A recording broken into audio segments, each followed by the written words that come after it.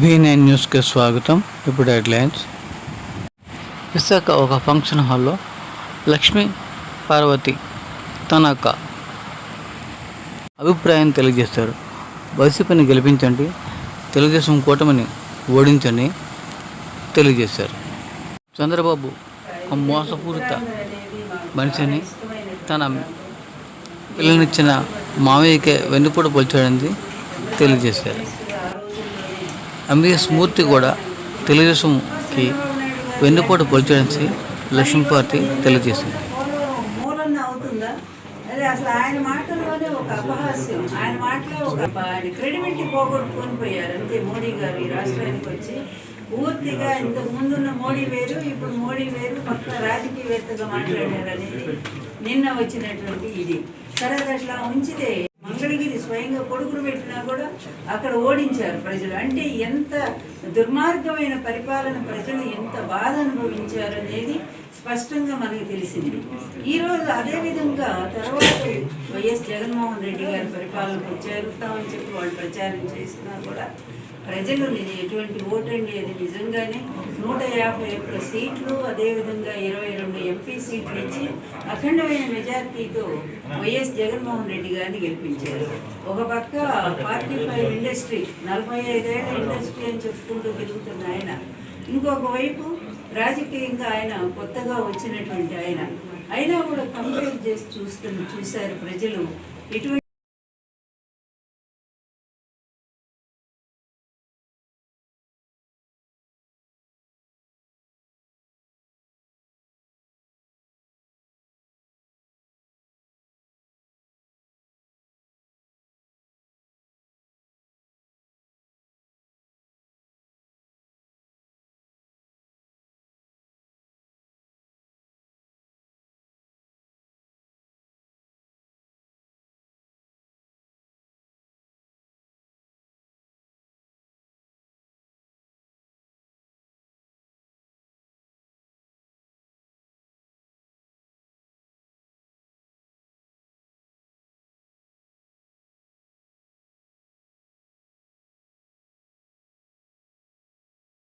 నుంచి ఆర్బీకేల వరకు కూడా అందరూ కూడా కేంద్ర మినిస్టర్లు అందరూ కేంద్ర సంస్థల నుంచి ఆంధ్ర రాష్ట్రానికి అనేక సర్టిఫికేట్స్ వస్తూనే ఉన్నాయి. అంటే అంత అద్భుతమైనటువంటి పరిపాలన. ఎందుకు ఇదే మోడీ గారు చాలా పొగిడారు, ఒక ఆంధ్రప్రదేశే నేను నమ్మదగిన పరిపాలన అని చెప్పి ఒక స్టేట్మెంట్ ఒకప్పుడు ఇచ్చారు ఆయన. ఈరోజు పాపం చంద్రబాబు నాయుడుతో చేయగలిపాడు కనుక మాట్లాడలేక ఏదో అన్నట్టుగా ఇక రాజకీయం ఎలక్షన్స్ కోసం మాట్లాడినట్టుగా అనిపిస్తుంది. అది వదిలేద్దాం, ఎందుకంటే ప్రజలేమి అమాయకులు. ఈ పోలవరం కూడా కుడి ఎడమ కాలువలు కట్టింది వైఎస్ రాజశేఖర రెడ్డి గారి. అదేవిధంగా ఫీజు రీయింబర్స్మెంట్, అదే మరి తర్వాత ఆరోగ్యశ్రీ పథకం కింద ఎంతోమంది పేద విద్యార్థుల్ని అమెరికా కూడా పోయి చదువుకోగలిగిన స్థాయికి, ఉద్యోగాలు చేసే స్థాయికి, మరి అంత స్థాయిలో తీసుకెళ్ళింది కూడా వైఎస్ రాజశేఖర రెడ్డి గారే. వీళ్ళిద్దరి ఆదర్శాలను తను తీసుకొని ఈరోజు వైఎస్ జగన్మోహన్ రెడ్డి గారు అంతకంటే కూడా ఈ పథకాలను ఇంప్లిమెంట్ చేయటంలో ఈనాడు ప్లీజ్ అండి ఈనాడు ప్రపంచ ఆర్థిక వ్యవస్థ అంతా కూడా కుదేలవుతుందండి. కరోనా అనేటువంటి ఒక భయంకరమైన 2 సంవత్సరాల రాక్షసి ఎంత భయంకరంగా ప్రజలను పీడించిందో, ఆర్థిక వ్యవస్థని తల్లక్రిందులు చేసిందో, అలాంటి ఆర్థిక ఇబ్బందుల్లో కూడా జగన్మోహన్ రెడ్డి గారు నిలబడి ఈ ఆంధ్ర రాష్ట్రాన్ని ఎక్కడా ఇబ్బంది లేకుండా, అంతకుముందు ప్రభుత్వ హాస్పిటల్స్ అంటే ఎలుకలు కొరకడం, లేకపోతే పాములు రావటం, ఇలా పిల్లలు చచ్చిపోవటం, ఇలాంటి పరిస్థితి నుంచి ఎన్ని మరి సెంటర్స్ ఆయన ఈ కరోనా సెంటర్స్ ఏర్పాటు చేసి ప్రజల్ని ఒక కంటిపాపులాగా, వాలంటీర్ వ్యవస్థ అనేది ఆయన మానస పుత్రిక. జగన్మోహన్ రెడ్డి గారు ఇంతవరకు ఏ రాష్ట్రంలో ఎందుకు లేదు, అమెరికాలో ఉంది వాలంటీర్ వ్యవస్థ అనేది. అలాంటి వ్యవస్థను ఆంధ్రప్రదేశ్లో తీసుకొచ్చి నడవలేని అవ్వాతాతలకు కానీ, అదేవిధంగా అంగవైకల్యం ఉన్నటువంటి వాళ్ళకి, వృద్ధులకి, వాళ్ళకి ఎన్ని సర్వీసులండి. ఈరోజు రాజధాని ఎక్కడుంటే ఏమండి, నిజంగా ఇంటి గ్రామానికే రాజధాని తీసుకొచ్చినటువంటి పరిస్థితి. అదే అందువల్ల ఏంటంటే ఆర్థిక నిపుణులు కూడా చెప్పేది ఏమిటంటే సామాన్యుడి చేతిలో డబ్బులు ఉన్నప్పుడు మాత్రమే ఆ రాష్ట్రం అభివృద్ధిలో ముందుకు పోతుంది. అంతరిక్ష ఉదాహరణ ఏంటంటే ఆంధ్రప్రదేశ్. ఆ స్థాయిలో ప్రతి ఒక్కళ్ళ చేతిలో డబ్బులు ఉన్నాయి కనుకనే ఈరోజు మనం జిఎస్టీలో నంబర్ 1 ఆంధ్రప్రదేశ్ అని మనం చెప్పడం కాదు, కేంద్ర ప్రభుత్వమే మనకి ఇచ్చింది. ఇన్ని ఒడిదుడుకులను అధిగమించి ఇన్ని పరిస్థితులను ఎదుర్కొంటూ ఒక పక్కేమో కేంద్రం అరకొర నిధులు ఇస్తూ ఉంటే దాన్ని కూడా సరి చేసుకుని అంతకుముందు పరిపాలనలో లోపం ఎక్కడుంది, ఈ డబ్బంతా కూడా వచ్చేటువంటి డబ్బంతా ఎటుపోతుంది, ఇంత పరిశీలన చేసుకుని ప్రతి పైసా కూడా ప్రజలకే చెందాలి అని. ఎందుకంటే ఒక్కటే మనం చూద్దాం, ఇసుక దోపిడీ ద్వారా వాళ్ళు ఎంత దోపిడీ చేశారో తెలుగుదేశం ప్రభుత్వం మనకు తెలుసు. వాళ్ళు లోకేష్ డైరెక్ట్గానే వాళ్ళ ఇంటి వెనకే లారీలు ఇసుక మించి దానిలో లోకేష్కు భాగం ఇవ్వటం వీళ్ళంతా తెలుగుదేశం. వాళ్ళు పట్టిసీమ మొదలుకొని పోలవరం వరకు కూడా వీళ్ళు దోపిడీ చేయనటువంటిది లేదు. అలాంటివన్నీ ఆ లూప్ హోల్స్. అలాగే మద్యం వ్యాపారాలు, ఈ మద్యం వ్యాపారం అతను ఏం చెప్పాడంటే ఫస్ట్ సంతకమే ఈ బ్యాన్ చేసేస్తాను నేను, బెల్ట్ షాపులు నేను రద్దు చేస్తానని అతను ఫస్ట్ సంతకం పెట్టాడు చంద్రబాబు నాయుడు ముఖ్యమంత్రి అయినప్పుడు. కానీ రాష్ట్రంలో 40,000 పైగా బెల్ట్ షాపులు ఇతని హయాంలో పనిచేసినాయి. అంటే ఆఖరికి మామూలు షాపుల్లో కూడా అక్కడ బెంచి వేసి శుభ్రంగా తాగండి అని అసలు అత్యంత ఆదాయాన్ని సంపాదించింది ఒక చంద్రబాబు నాయుడు టైంలోనే. అలాంటి ఈ పోలవరం కూడా కుడి ఎడమ కాలువలు కట్టింది వైఎస్ రాజశేఖర రెడ్డి గారు. అదేవిధంగా ఫీజు రీయింబర్స్మెంట్, అదే మరి తర్వాత ఆరోగ్యశ్రీ పథకం కింద ఎంతోమంది పేద విద్యార్థుల్ని అమెరికా కూడా పోయి చదువుకోగలిగిన స్థాయికి, ఉద్యోగాలు చేసే స్థాయికి మరి అంత స్థాయిలో తీసుకెళ్ళింది కూడా వైఎస్ రాజశేఖర రెడ్డి గారే. వీళ్ళిద్దరి ఆదర్శాలను తను తీసుకొని ఈరోజు వైఎస్ జగన్మోహన్ రెడ్డి గారు అంతకంటే కూడా ఈ పథకాలను ఇంప్లిమెంట్ చేయటంలో ఈనాడు ప్లీజ్ అండి ఈనాడు ప్రపంచ ఆర్థిక వ్యవస్థ అంతా కూడా కుదేలవుతుందండి. కరోనా అనేటువంటి ఒక భయంకరమైన 2 సంవత్సరాల రాక్షసి ఎంత భయంకరంగా ప్రజలను పీడించిందో, ఆర్థిక వ్యవస్థని తల్లకిందులు చేసిందో, అలాంటి ఆర్థిక ఇబ్బందుల్లో కూడా జగన్మోహన్ రెడ్డి గారు నిలబడి ఈ ఆంధ్ర రాష్ట్రాన్ని ఎక్కడా ఇబ్బంది లేకుండా, అంతకుముందు ప్రభుత్వ హాస్పిటల్స్ అంటే ఎలుకలు కొరకటం, లేకపోతే పాములు రావటం, ఇలా పిల్లలు చచ్చిపోవటం, ఇలాంటి పరిస్థితి నుంచి ఎన్ని మరి సెంటర్స్ ఆయన ఈ కరోనా సెంటర్స్ ఏర్పాటు చేసి ప్రజల్ని ఒక కంటిపాపులాగా వాలంటీర్ వ్యవస్థ అనేది ఆయన మానస పుత్రిక. జగన్మోహన్ రెడ్డి గారు ఇంతవరకు ఏ రాష్ట్రంలో ఎందుకు లేదు, అమెరికాలో ఉంది వాలంటీర్ వ్యవస్థ అనేది. అలాంటి వ్యవస్థను ఆంధ్రప్రదేశ్లో తీసుకొచ్చి నడవలేని అవ్వాతాతలకు కానీ, అదేవిధంగా అంగవైకల్యం ఉన్నటువంటి వాళ్ళకి, వృద్ధులకి, వాళ్ళకి ఎన్ని సర్వీసులండి. ఈరోజు రాజధాని ఎక్కడుంటే ఏమండి, నిజంగా ఇంటి గ్రామానికే రాజధాని తీసుకొచ్చినటువంటి పరిస్థితి. అదే అందువల్ల ఏంటంటే ఆర్థిక నిపుణులు కూడా చెప్పేది ఏమిటంటే సామాన్యుడి చేతిలో డబ్బులు ఉన్నప్పుడు మాత్రమే ఆ రాష్ట్రం అభివృద్ధిలో ముందుకు పోతుంది. అంతరిక్ష ఉదాహరణ ఏంటంటే ఆంధ్రప్రదేశ్. ఆ స్థాయిలో ప్రతి ఒక్కళ్ళ చేతిలో డబ్బులు ఉన్నాయి కనుకనే ఈరోజు మనం జిఎస్టీలో నంబర్ 1 ఆంధ్రప్రదేశ్ అని మనం చెప్పడం కాదు, కేంద్ర ప్రభుత్వమే మనకి ఇచ్చింది. ఇన్ని ఒడిదుడుకులను అధిగమించి ఇన్ని పరిస్థితులను ఎదుర్కొంటూ ఒక పక్కేమో కేంద్రం అరకొర నిధులు ఇస్తూ ఉంటే దాన్ని కూడా సరి చేసుకుని అంతకుముందు పరిపాలనలో లోపం ఎక్కడుంది, ఈ డబ్బంతా కూడా వచ్చేటువంటి డబ్బంతా ఎటుపోతుంది, ఇంత పరిశీలన చేసుకుని ప్రతి పైసా కూడా ప్రజలకే చెందాలి అని. ఎందుకంటే ఒక్కటే మనం చూద్దాం, ఇసుక దోపిడీ ద్వారా వాళ్ళు ఎంత దోపిడీ చేశారో తెలుగుదేశం ప్రభుత్వం మనకు తెలుసు.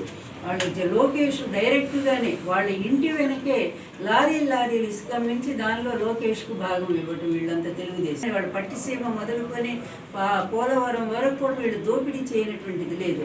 అలాంటివన్నీ ఆ లూప్ హోల్స్. అలాగే మద్యం వ్యాపారాలు, ఈ మద్యం వ్యాపారం అతను ఏం చెప్పాడంటే ఫస్ట్ సంతకమే ఈ బ్యాన్ చేసేస్తాను నేను, బెల్ట్ షాపులు నేను రద్దు చేస్తానని అతను ఫస్ట్ సంతకం పెట్టాడు చంద్రబాబు నాయుడు ముఖ్యమంత్రి అయినప్పుడు. కానీ రాష్ట్రంలో 40,000 పైగా బెల్ట్ షాపులు ఇతని హయాంలో పనిచేసినాయి. అంటే ఆఖరికి మామూలు షాపుల్లో కూడా అక్కడ బెంచి వేసి శుభ్రంగా తాగండి అని అసలు అత్యంత ఆదాయాన్ని సంపాదించింది ఒక చంద్రబాబు నాయుడు టైంలోనే. అలాంటి ప్రజలకు ఎన్నుకోవాలి. ఇవ్వాలని ప్రజలు ఒకవైపు ఆలోచిస్తూనే ఉన్నారు. ఇంకొక వైపు జగన్మోహన్ రెడ్డి ఎవరితో పొత్తులు లేదు, తను ఒక్కడే ఉన్నాడు. మొదటి నుంచి కూడా తన మీద తనకు విశ్వాసం ఉంది, ప్రజల మీద విశ్వాసం ఉంది. అందువల్ల ప్రజలకు ఇంత మేలు చేశాను కనుక, అదేవిధంగా రాష్ట్రాన్ని విద్యా వైద్య రంగాల్లో ఇంతవరకు భారతదేశంలో లేదు. నాడు నేడు కింద తయారైనటువంటి స్కూల్స్ చూస్తే, విద్యకు ఆయన పెడుతున్న ఖర్చు చూస్తే, పల్లె డాక్టర్, అదేవిధంగా పేదవాళ్ళకి డాక్టర్ని ఇంటికి పంపించే సదుపాయాలు చూసిపోయినాయి. ఇన్ని రకాల అభివృద్ధి కళ్ళ ముందు కనిపిస్తూ ఉంటే, ఏ అభివృద్ధి లేదంటే అబద్ధాలు చెప్పుకుంటూ తిరిగే వాళ్ళని వదిలేద్దాము. కానీ ఈరోజు ప్రజలు మాత్రం చాలా డిసైడెడ్, నాట్ డిసైడ్ కాదు, డిసైడెడ్ ఆల్రెడీ. వీళ్ళు ఎన్ని వేషాలు వేసినా, ఎన్ని కుప్పిగంతులు దూకినా కూడా హనుమంతుడి ముందు కోతి దూకితే ఎలా ఉంటుందో సేమ్ ఈరోజు ఆంధ్రప్రదేశ్, తెలివైనటువంటి ఆంధ్రప్రదేశ్ ప్రజలు, ఎంతో చైతన్యం ఉన్నటువంటి ఆంధ్రప్రదేశ్ ప్రజల ముందు ఈ హనుమంతుడి ముందు గంతులు కూడా ఏదో అబద్ధాలు చెప్తే ప్రయత్నం చేసుకుంటూ వస్తున్నాను. కుప్పంలోనే చంద్రబాబు ఓడిపోయే పరిస్థితి ఉంది. అతనే పోతే ఇంకా అతను అన్యాయాలు ఎడిపోతారో మనకు తెలియదు. కానీ మొత్తానికి రేపు జరిగే ఎలక్షన్స్ మాత్రం మరొకసారి ప్రజలు ఒక అద్భుతమైన తీర్పు ఇవ్వడానికి సిద్ధంగా ఉన్నారు. ఇక భరత్ గారి గురించి ఒక మాట చెప్పాలి. ఎంపీ క్యాండిడేట్ భరత్ ఉన్నారు, మరొక వైపు బొత్స ఝాన్సీ గారు ఉన్నారు. ఝాన్సీ గారు ఎంత బాగా చదువుకున్నారు, కష్టపడి పైకి వచ్చినటువంటి ఆమె బీసీ కులంలో పుట్టి. ఇక భరత్ గారి తాత ఉన్నాడు మూర్తి గారు. మొట్టమొదటి మాకు వెన్నుపోటు పొడిచింది ఎవరంటే మూర్తే కదా. మీ ఇందులో ఎవరైనా సీనియర్స్ ఉంటే జర్నలిస్టులు వాళ్ళకి తెలుస్తుంది. మేము ఉత్తరపాటు చేసి చంద్రబాబుని ప్రత్యేక ఊరేగింపుగా మా కాబోయే ముఖ్యమంత్రి చంద్రబాబు అంటూ ఆ రోజు ఎన్టీఆర్కి విశాఖపట్నంలో ఆయన అక్కడ సభలో ఉన్నారు. ఇక్కడేమో ఈ తతంగం అంతా చేసినటువంటి ఒక దుర్మార్గుడు మూర్తి. అట్లాంటి వాడు మనవుడు ఇంకెలా ఉంటాడో మనందరికీ తెలుసు. దాదాపు 40 ఎకరాలు కొట్టి మరి దాన్నంతా కలుపుకొని భూ కబ్జాదారుడు ఇతను సరైన క్యాండిడేటు. లేకపోతే చక్కగా చదువుకొని మరి అంతకుముందు కూడా ఆమె ఎంపీ అయ్యారు, మినిస్టర్ అయ్యారు, ఎంపీ అయ్యారు, ఆమె అలాగే బాగా చదువుకున్నవారు అనేది ప్రజలు కూడా బేరీజ్ వేసుకుంటున్నారు. మూర్తి ఫ్యామిలీ అంటేనే అదొక దోపిడీ అనేది అందరికీ తెలుసు. మూర్తి ఫ్యామిలీ అంటేనే అదొక వెన్నుపోటుదారుల కుటుంబం. ఆంధ్ర యూనివర్సిటీని పూర్తిగా నాశనం చేయాలని గీతం యూనివర్సిటీకి ఫండ్స్ ఇప్పించిన సంగతి కూడా మాకు తెలుసు. ఆంధ్ర విశ్వ కళా పరిషత్తు మరి అట్లాంటి గొప్ప యూనివర్సిటీనే వీళ్ళు అదొక దెయ్యాల దెబ్బలాగా మార్చడానికి వీళ్ళ దుర్మార్గం కోసం, వీళ్ళ గీతం యూనివర్సిటీ కోసం ప్రయత్నం చేసిన సంగతి మేము మర్చిపోయామంటున్నారు. ఇలాంటి విశాఖపట్నాన్ని ప్రపంచం పటంలో మనం పెట్టుకుందాం, గొప్ప రాజధానిగా మనం తీర్చుకుందామంటే జగన్మోహన్ రెడ్డి గారు అయితే నిలాది మళ్ళీ భూ కబ్జాదారులు వస్తారు. అందుకనే ఉత్తరేసారి కాంగ్రెస్ పార్టీ ఓటు ఇచ్చి మీరు మీ మంచితనాన్ని నిరూపించుకోండి. మళ్ళీ ఒక అద్భుతమైన పరిపాలన, మళ్ళీ మీకు జరిగే న్యాయం, సంక్షేమ పథకాలన్నీ కూడా కంటిన్యూ అవుతాయి. మళ్ళీ వాలంటీర్ వ్యవస్థ వస్తుంది. వృద్ధులు, అంగవైకల్యం ఉన్న వాళ్ళంతా రాధాకృష్ణ ఆయన ఉండేవాడు. ఆయన హిందీ నేర్పడానికి ఆ రోజు నేషనల్ ఫ్రంట్ చైర్మన్ కదా ఎన్టీఆర్ గారు, హిందీ నేర్చుకోవడానికి ఆయన ఎట్లా పక్కకు పంపించాడో తెలియదు. కానీ నేను రాలేదు అప్పటికి. తర్వాత ఈయన చేరిపోయాడు ఆ స్థానంలో.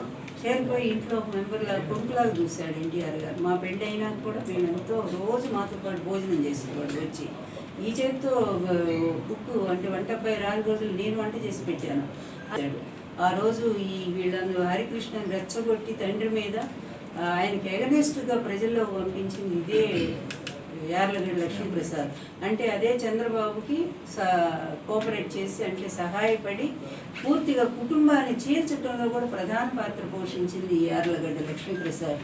అంత సార్వత్రిక ఎన్నికలు జరగబోతున్నటువంటి నేపథ్యంలో ముఖ్యంగా మరి గౌరవనీయులు పేదల పెన్నిధి శ్రీ జగన్మోహన్ రెడ్డి గారు పేదల పక్షాన నిలిచి ఈ రోజున నిజంగా స్వాతంత్రం వచ్చి 76 సంవత్సరాలు దాటినా సరే సామాజికంగా, ఆర్థికంగా, రాజకీయంగా మరి వెనుకబడినటువంటి వర్గాలకి ఒక సాధికారత లభించడం కోసం వారు ఒక రాజకీయ నాయకుడు లాగా కాకుండా రాజకీయ సంస్కర్తగా, అలాగే ఒక కారణజన్ముడిగా ఈ యొక్క వర్గాల్ని వెనకేసుకుని నా బీసీలు, నా ఎస్సీలు, నా ఎస్టీలు, నా మైనారిటీలు అనేటువంటి ఒక నినాదాన్ని తీసుకొచ్చి రాష్ట్రంలో ఎప్పుడు లేని విధంగా ఈ వర్గాలన్నింటినీ కూడా అన్ని రంగాల్లో ముందుకు తీసుకెళ్తూ నిజంగా సమసమాజం అంటే మనకు తెలుసో తెలీదో ఈ రోజుల్లో సమసమాజం నిజమైనటువంటి ఆ యొక్క వాదానికి ఒక అర్థం తీసుకొచ్చేలాగా వారు పనిచేస్తున్నటువంటి తీరు రాష్ట్రంలో మనం అందరం కూడా చూస్తూనే ఉన్నాం. నిజమైనటువంటి పరిపాలన దక్షత కానీ లేకపోతే నిజమైనటువంటి ప్రేమ అభిమానాలు కానీ ఈ యొక్క డెమోక్రసీ మీద కానీ రాష్ట్రంలో ఉన్నటువంటి ప్రజల మీద కానీ 1% కూడా లేవనటానికి నేను సోదాహరణంగా కొన్ని గంటలైనా సరే నేను డిస్కస్ చేయడానికి రెడీగా ఉన్నాను. కాబట్టి దయచేసి ఎలాంటి మరి ఏంటంటే ఏమంటారు పేద ప్రజలంతా దానికి ఏమాత్రం కూడా సిద్ధంగా లేరు. ఎవరు సహాయం చేస్తున్నారు, ఎవరు వారి అభివృద్ధిని కాంక్షిస్తున్నారు, ఎవరు ఏ రకంగా వారిని ప్రేమిస్తున్నారనే సంగతి రాష్ట్రంలో ఉన్నటువంటి 5 కోట్ల మంది గమనిస్తున్నారు.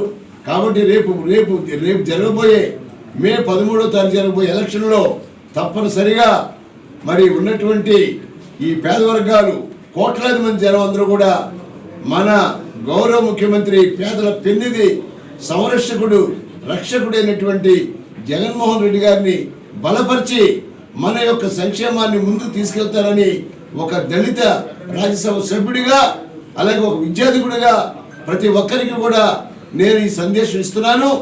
అవసరమైతే నేను ఇప్పటికే ఈవెన్ గోదావరి జిల్లాలో కూడా తిరిగాను.